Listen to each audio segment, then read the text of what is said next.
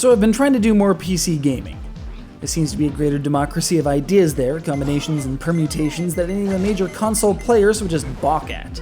Take, for example, the frantic, super gory tale of a new enrollee at the Lafcadio Academy for Troubled Young Ladies, who happened once upon a time upon a book covered in blood that turned her into a weird, pincer-armed killing machine and trapped her in a hellish dreamscape of Lovecraftian horror, with the goal of collecting pages of that fell tome and finding her way out before the inevitable tide of Edgar Allan Poe references does her in.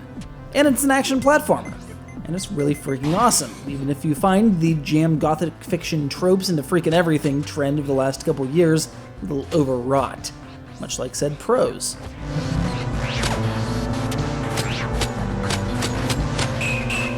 They Bleed Pixels, which, as you can plainly see, they certainly do all over frickin' everything, is a heavily stylized platformer with an evolved, adaptable combat element. Think of it as N+ meets The Shadow over Innsmouth meets Onechambara, rendered in a lovingly old-school pixel-heavy style. Your path to the exit in each massive stage is impeded by any number of shambling horrors, flying cephalopod bastards, diminutive villains with huge knives, and other such evils. Not like you're much better. After all, you've got two huge pincer things for arms. While they're not that useful for picking up delicate objects, they are good for impaling the hell out of zombie-looking things, delivering upward and downward slash attacks, and for latching onto walls.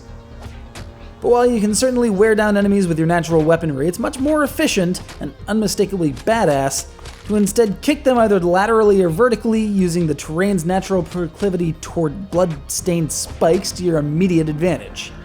Man, do they love their spikes.